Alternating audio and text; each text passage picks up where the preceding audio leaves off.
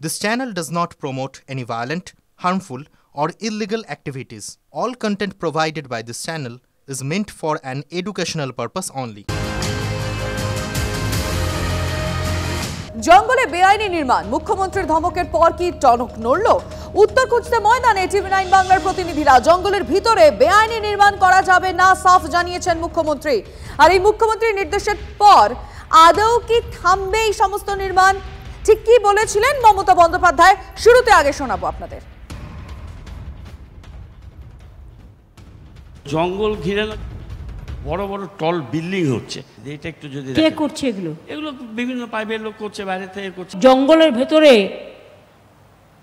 পঞ্চায়েতের আন্ডারে panchayat building plan sanction করে দিলেন, 4তলা 5তলা বাড়ি হয়ে গেল, জঙ্গলটা ঢেকে গেল। তাদের কিন্তু মনে রাখবেন, তাদের বিরুদ্ধেও কিন্তু আমাদের চোখ আছে। পঞ্চায়েত সমিতির কারা আছেন, এগুলো আপনারা নজর রাখেন?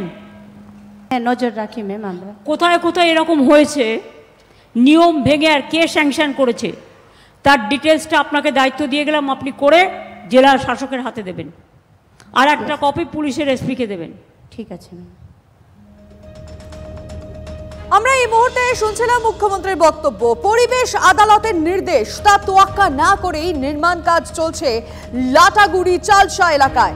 এখনো টিয়াবন এলাকায় জঙ্গল থেকে 20 মিটার দূরত্বে জাতীয় সড়কের পাশে রিসোর্ট তৈরির কাজ চলছে। কিভাবে সম্ভব? কেনই বা হচ্ছে? নজরদারির অভাব তো রয়েছে। কথা বলবো আমাদের রিপোর্টার রনি এই মুহূর্তে সরাসরি আমাদের সঙ্গে রয়েছেন। রনি, কেন, যেখানে স্বয়ং মুখ্যমন্ত্রী নির্দেশ দিচ্ছে এবং তিনি একদম কড়াভাবেই নির্দেশ দিচ্ছেন, তারপরেও পুলিশ প্রশাসন তাদের নজরদারি নেই? দেখো লিমা, একদমই তাই। আমরা জানি যে এর আগেও প্রশাসনিক বৈঠক থেকে এই বেআইনি নির্মাণ, সরকারি জায়গা জবরদখল এবং জঙ্গল লাগোয়া এলাকায় রিসর্ট তৈরি নিয়ে সুর চড়িয়েছিলেন মুখ্যমন্ত্রী, এবং তারপরেই আসরে নামে প্রশাসনের কর্তারা। কিছুদিন দেখা যায় যে প্রাচীর ভাঙা, রিসর্ট ভাঙার কিছু ছবি, তবে সেটা কিন্তু ক্ষণস্থায়ী ছিল। সেই করার পর তারপর মাঝপথেই থেমে যায় সেই নির্দেশিকা, যেইকে সেই আগের মতোই কিন্তু রিসর্টগুলি চলতে শুরু করে। কিন্তু গত 2 দিন আগে মুখ্যমন্ত্রী আলিপুরদুয়ারে যখন প্রশাসনিক বৈঠকে গৌতম দেব অভিযোগ করেন, তারপরে কিন্তু ফের নির্দেশ দিয়েছেন যে কারা প্ল্যান পাস করছেন, কিভাবে অনুমতি মিলছে এই বহুতল তৈরি। আজকে কিন্তু আমরা দেখেছি যে ডুয়ার্সের লাটাগুড়ি এবং চালসা এলাকায় সব জঙ্গল লাগোয়া এলাকাগুলিতে কিন্তু একের পর এক কংক্রিটের জঙ্গল তৈরি হয়ে গেছে, বলতে গেলে বড় বড় বহুতল। এবং যার কারণে কিন্তু পরিবেশ প্রেমীরা অভিযোগ তুলেছে যে একদিকে যেমন বন্যপ্রাণীদের করিডর অবরুদ্ধ হচ্ছে, তেমনি পাখিরাও কিন্তু সমস্যায় পড়ছে। আমি উল্লেখ করি, একদম সমস্যা তো পড়বেনি, সেটা বোঝা যাচ্ছে। রনি, তুমি প্লিজ সঙ্গে থাকো, ভিডিও কি বলেছেন সেটা শোনার প্রয়োজন রয়েছে। আগে শুনবো। ওটা আমরা জেলাকে জানিয়েছি, জেলার কাছ থেকে আমরা রিপোর্ট চেয়েছি যে ওটা একটা পারমিশন কারেন্ট থেকে নেওয়া হয়েছে। যেহেতু বড় পারমিশন জেলা পরিষদের এন থেকে নেওয়া হয়, আমরা জিজ্ঞাসা করেছি, ওনাদেরকে কোয়েরি করেছি যে ওরকম কোনো পারমিশন এই এলাকায় দেওয়া হয়েছে কিনা, সেটা আমরা কোয়েরি জানিয়েছি। এবার সেটা আমরা রিপ্লাই পেলে আমরা জানতে পারবো যে আদৌ কোনো পারমিশন নেওয়া আছে নাকি পুরোপুরি ইলিগাল, মানে কোনো উইদাউট পারমিশন এটা কনস্ট্রাকশন হচ্ছে। আর এই সমস্ত নির্মাণের কারণে বড় প্রভাব পড়ছে পরিবেশের উপর। এক পরিবেশ প্রেমীর সঙ্গেই আমরা যোগাযোগ করেছিলাম, কথা বলেছিলাম, তিনি কি বলছেন শুনবো। ডুয়ার্সের জন্য এটা একটা মানে বড় সমস্যা দেখা যাচ্ছে, কারণ বিভিন্ন জায়গা বিনা পারমিশনে বড় বড় রিসোর্ট তৈরি করা হচ্ছে, জঙ্গল ফরেস্টের জায়গাকে অবৈধভাবে দখল করে তাদের বাউন্ডারি করা হচ্ছে, এবং তার সাথে সাথে বিনা পারমিশনে অনেক ফরেস্ট এরিয়াগুলোতে নতুন নতুন কটেজগুলো, নতুন নতুন বিল্ডিংগুলো হয়ে যাচ্ছে। আমাদের পরিবেশপ্রেমী হিসাবে আমরা একটাই বক্তব্য যে কিভাবে এই ফরেস্ট এরিয়াতে এই রিসোর্টগুলো পারমিশন পাচ্ছে। আমরা পরিবেশপ্রেমী হিসাবে আবেদন করব মাননীয় মুখ্যমন্ত্রী সহ ফরেস্ট মিনিস্টারকে অবিলম্বে এই জঙ্গল বাঁচানোর জন্য এই অবৈধ রিসোর্টগুলো, এই বড় বড় বিল্ডিংগুলোকে বন্ধ করতে হবে। কি ভাবছেন শুধুই কি লাটাগুড়ি? জঙ্গলের গা লাগোয়া এলাকায় রমরমিয়ে গজে উঠছে রিসর্ট। চিলাপাতা জঙ্গল সংলগ্ন এলাকায় হোমস্টের নাম ভারিয়ে চলছে রিসর্টের ব্যবসা। খবর পেয়ে করা মুখ্যমন্ত্রী বিল্ডিং এর প্ল্যান যেন পঞ্চায়েত থেকে না দেওয়া হয়, কড়া নির্দেশ দিয়েছেন মমতা বন্দ্যোপাধ্যায়। আদিবাসীদের জমি কোনোভাবেই নেওয়া যাবে না। কিন্তু তারপরে ছবিতে কি বদল এসেছে? চলুন আমাদের রিপোর্টারের কাছ থেকেই জানি যে আদৌ কোনো বদল হয়েছে কিনা। সুমন কল্যাণ ভদ্র এই মুহূর্তে আমাদের সঙ্গে সরাসরি রয়েছেন। সুমন, ছবিটা কি দেখছো?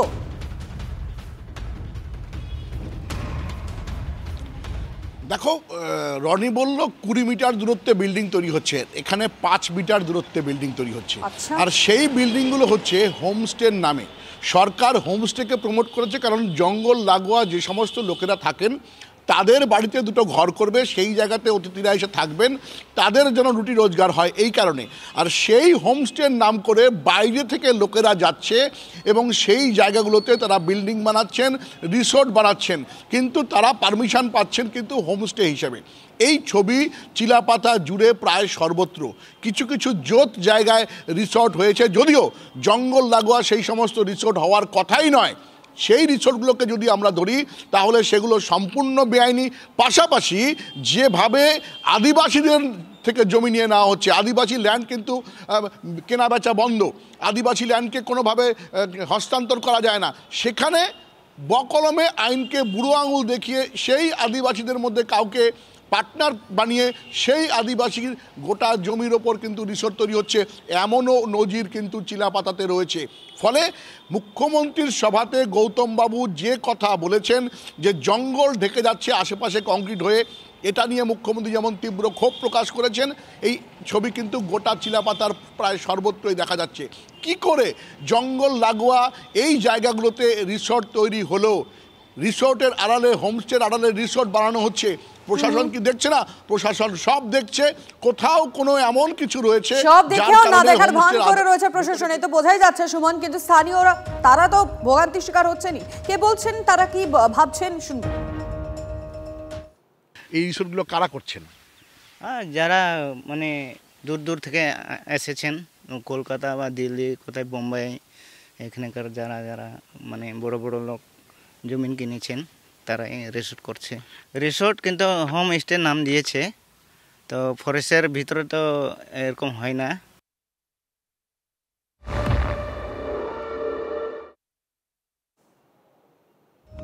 আর যেখানে মানুষের সমস্যা সেখানে পৌঁছে যাবে TV9 বাংলা, কারণ আজকেও যাত্রী ভোগান্তি অব্যাহত রয়েছে বালি ব্রিজে। বাস ধরতে সাধারণ মানুষকে যাতে লম্বা রাস্তা হাঁটতে না হয় তার জন্য বালিহল স্টেশন ও জাতীয় সড়কের মাঝে পাঁচিল কেটে রাস্তা তৈরি করা হয়েছে, কিন্তু তাতে কি সমস্যার সমাধান আদৌ হচ্ছে? চলুন না আমরা একদম সেখানে নজর রাখি, বাস্তব ছবিটা দেখি, ভোগান্তি কমেছে কিনা সেটা একটু বোঝার চেষ্টা করি। আমাদের দুই রিপোর্টার পৌঁছে গিয়েছেন সেখানে, ছবিটা দেখাবে আমাদের রিপোর্টার সুদীপ্ত আমাদের সঙ্গে রয়েছেন এবং সুব্রত আমাদের সঙ্গে রয়েছেন। আমি দুজনের কাছে আসবো, কিন্তু আমি সুদীপ্তর কাছে আগে যেটা জানতে চাইবো, সুদীপ্ত এই যে পাঁচিল ভেঙে রাস্তাটা তৈরি হয়েছে তাতে কতটা সমস্যার সমাধান হলো? দেখো, একদম যেটা বাস্তব কথা তুমি একদম বললে যে পাঁচিল কাটা হয়েছে জাতীয় সড়কে পাঁচিল কাটা পড়ে যাত্রী নিরাপত্তা কিন্তু একটা বড় প্রশ্ন থেকে আছে। তার কারণটা হচ্ছে যে পাঁচিলটা কেটে দিলাম, এবার যারা যাত্রী রয়েছেন তারা বুঝতে পারছেন না যে আমি রাস্তার ওফুটটায় যাবো নাকি আমি জাতীয় সড়কে থাকবো, এবং সে কারণের জন্য এই সমস্যাটা কিন্তু বারবার করে হচ্ছে।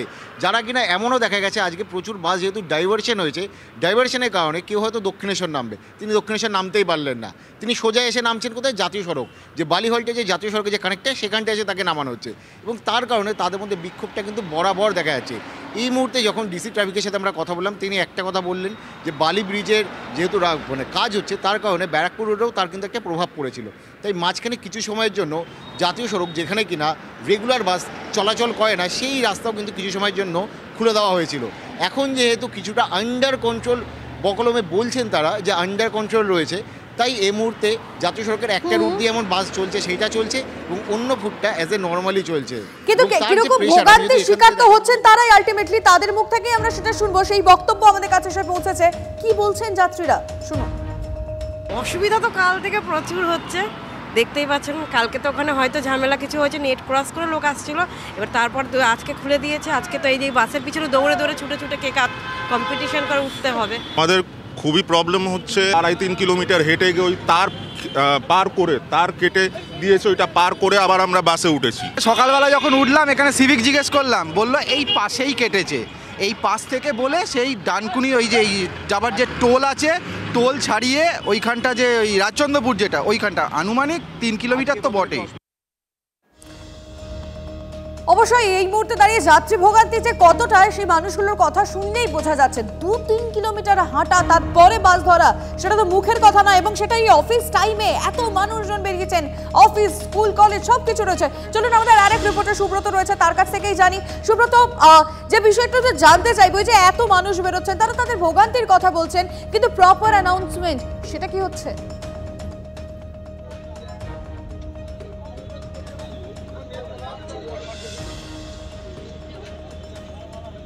হ্যাঁ দেখো, একেবারেই বালি ব্রিজের ছবিটাই এই মুহূর্তে সেই কথা বলে দিচ্ছে। বালি ব্রিজ কিন্তু একেবারে স্তব্ধ হয়ে পড়েছে, যান চলাচল করছে না এই মুহূর্তে। ফলে মানুষজন তারা কিন্তু হাজারে হাজারে মানুষ তারা কিন্তু গন্তব্যের উদ্দেশ্যে পৌঁছানোর জন্য রীতিমতো হাঁটা শুরু করে দিয়েছে বালি ব্রিজের যে ফুটপাথ ধরে। আমি একটু কথা বলে নেবার চেষ্টা করবো। দাদা, কোথা থেকে আসছে? এই তো বালিতে, এই তো সামনে। গাড়ি চলছে? না না, গাড়ি চলছে একেবারে। দাদা একটু কথা বলুন। কোন্নগর থেকে। কোথায় যাবেন?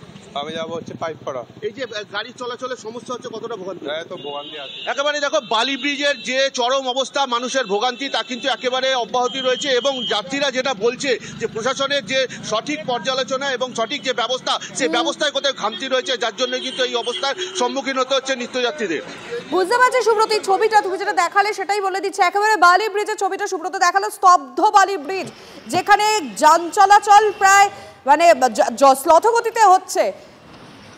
এবং আমরা দুটো আমাদের ছবি দেখাচ্ছি, একদিকে বালি এবং একদিকে হাওড়া। এরকম একটা সময়, ঘড়িতে 10:10 বাজে, আমরা জানি এটা অফিস টাইম এবং প্রচুর মানুষ বেরিয়েছেন তাদের গন্তব্যের উদ্দেশ্যে, কিন্তু পৌঁছবেন কখন সেইটা নিয়ে একটা সংশয় থেকেই যাচ্ছে। কোথায় যাবেন? আমি অফিস, ডিএলএফ। আর এবার এরকম অবস্থা তো সময় লাগবে অনেক। হ্যাঁ, অনেক সময় লাগবে। কীভাবে পৌঁছাবেন টাইমে? আমাদের অফিসের বাস আছে, সেটা ডিলে করছে, তার ডিলে হচ্ছে, তো প্রচুর অব্যবস্থা দেখতে পাচ্ছি। আমার মনে হয় এইটা করার আগে আরও একটু প্রিকশন নেওয়া উচিত ছিল। 30 মিনিট হয়ে গেছে। কেন এরকম জ্যাম হচ্ছে কেন? আরে পুরো এখানে পুরো দুদিকে একই দিক দিয়ে দুদিকে যাচ্ছে, আসা যাওয়া করছে, পুরো অবস্থা খারাপ। তো অফিসে তো সমস্যা হচ্ছে তো? অফিসে 1 ঘন্টা লেট হবে। অনেক দেরি হবে, পৌঁছতে পারবো কিনা সন্দেহ। না, সে কাজ হোক, কাজটা দরকার আছে। এটা কি ব্যবস্থাটা আরেকটু ভালো হবে? অবশ্যই। এটা আজকে মনে হয় প্রথম দিন নাকি, আমি জানি না। আজকে প্রথম দিন কি দ্বিতীয় দিন জানি না। দ্বিতীয় দিন, কালকে ছুটি ছিল বলে বোঝা যায়নি। তাহলে এবার এটা আরো একটু পরিকল্পনা নিতে হবে।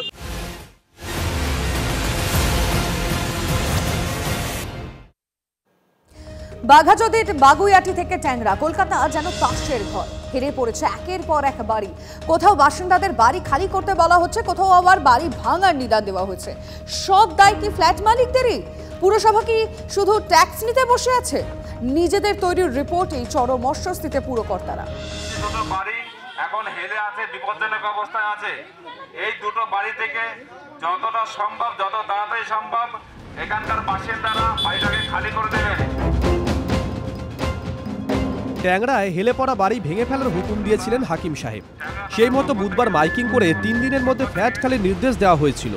ফলে রাতারাতি ছাদ হারাতে হচ্ছে বাসিন্দাদের।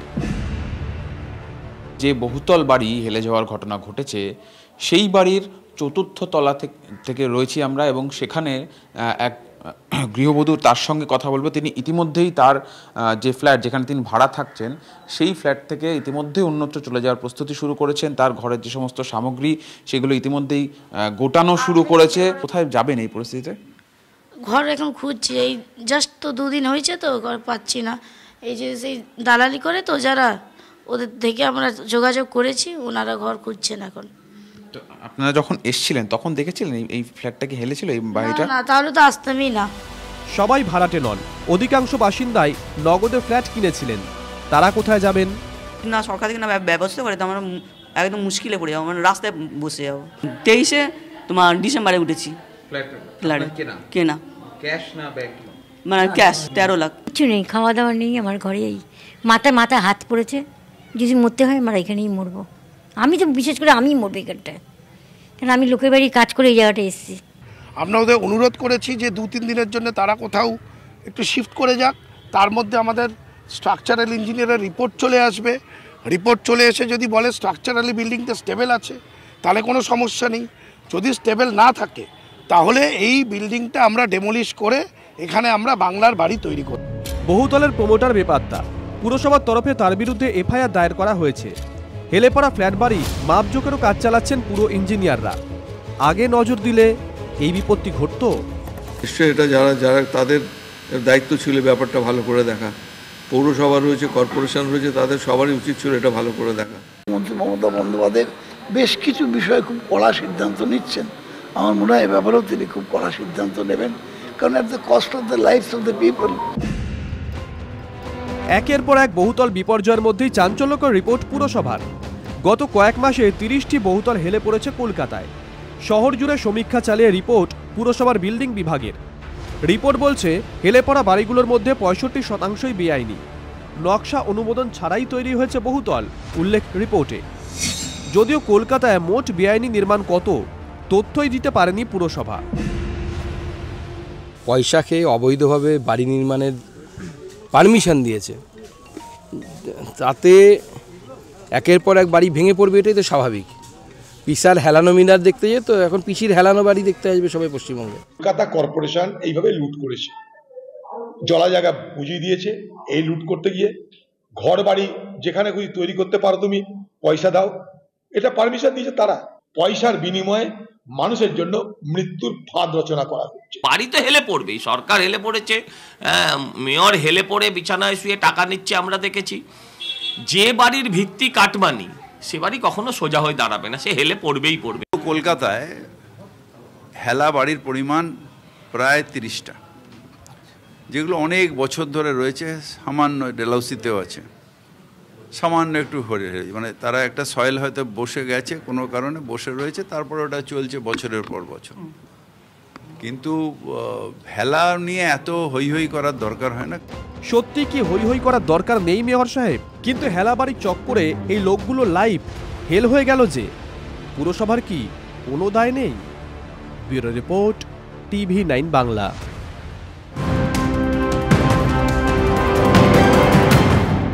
এই মুহূর্তে বড় খবরে নজর। মালদায় ভলিবল টুর্নামেন্টে বন্দুকবাজি, শূন্যে গুলি চালিয়ে অনুষ্ঠানের উদ্বোধন হয় এবং ভলিবল টুর্নামেন্টের উদ্বোধনী অনুষ্ঠানে গুলি চলেছে। ছবিটা দেখুন। ভিডিও প্রকাশ্যে আসতেই চাঞ্চল্য মানিকচকের নূরপুরে। গোটা ঘটনায় মুখে কুলুপ ক্লাব কর্তৃপক্ষের। আগ্নেয়াস্ত্র হেফাজতে নিলেও দায় এড়াতে পারে পুলিশ। খুল্লা বন্দুক হাতে দাপাদাপি। এত আগ্নেয়াস্ত্র আসছে কোথা থেকে?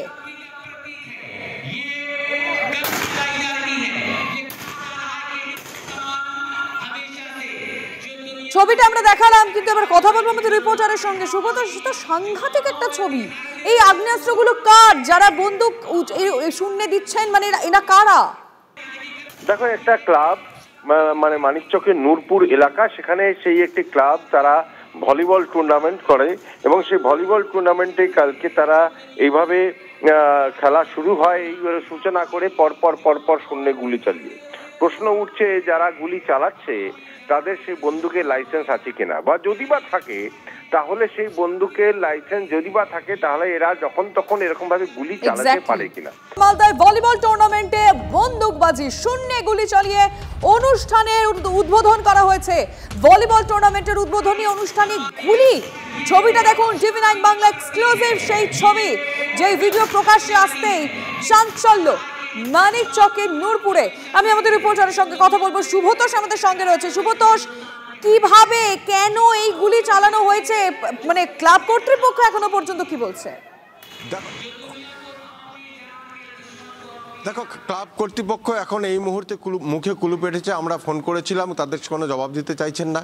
সবচেয়ে বড় কথা হচ্ছে যে তারা ক্লাবের পক্ষ থেকে ভলিবল টুর্নামেন্ট করছে, এটা ভালো কথা, কিন্তু সেখানে তারা সেই টুর্নামেন্টের যখন সূচনা করছে সেখানে প্রধান অতিথিদের সামনে তারা এভাবে শূন্যে গুলি চালাচ্ছে, এবং শূন্যে গুলি চালাচ্ছে একজন দুজন নয়, একাধিক জন। আমরা সেই ছবিতে দেখাচ্ছি, পরপর শূন্যে গুলি চালাচ্ছে। এখানে প্রশ্ন উঠছে, যদি এদের আদৌ লাইসেন্স আছে কিনা বন্দুকে, যদি বা থাকে তাহলেও তারা কিভাবে গুলি চালাতে পারে? এভাবে যখন তখন এভাবে গুলি চালানো যায় না, কখনোই সেটা হয় না। এমনকি এটা এই মালদার ক্ষেত্রে একটি পুরনো পুজো, এমন দেখা গেছে পুরনো দুর্গাপুজোতে তাদের একটা ট্র্যাডিশনালি নিয়ম ছিল যে তারা পুজো শুরুর আগে নাকি বন্দুক বন্দুক মানে তাকে গুলি চালিয়ে একটা ফায়ার করে তারপরে দুর্গাপুজোর সূচনা করে, সে বাড়ির পুজো। সেই পুজো গিয়ে কিন্তু পুলিশ বন্ধ করে এসেছে। এই নমুনা কিন্তু গত বছরেও পুজোর সময় দেখেছে মালদা জেলায়, যে সেখানে পুলিশ গিয়ে সেখানে সে ট্র্যাডিশনাল সেটা বিষয়টা বংশ পরম্পরা হয়ে আসছে, সেটা পুজো বন্ধ করেছে। সেখানে এইভাবে সেখানে একটা গুলি একজন ছোড়ে, এখানে পরপর এতজন মিলে বন্ধ দাঁড়িয়ে লাইন দিয়ে দাঁড়িয়ে গুলি চালাচ্ছে, এবং সেটা একেবারে জনসমক্ষে। সবথেকে বড় কথা যেটা, যে এখানে যারা প্রধান অতিথি আছেন তাদের মধ্যে যে জনস্বাস্থ্যর যে কর্মাধ্যক্ষ কবিতা মণ্ডল, যে মালদা জেলা পরিষদের, যিনি অনুমতি দেওয়া তো দূরের বিষয়, সুব্রত, যে ছবিটা দেখা যাচ্ছে এখানে কোনো বড় দুর্ঘটনা ঘটে যেতে পারতো। প্রচুর মানুষ, সাধারণ মানুষ উপস্থিত রয়েছিল এই ভলিবল টুর্নামেন্টকে ঘিরে। কি করে সম্ভব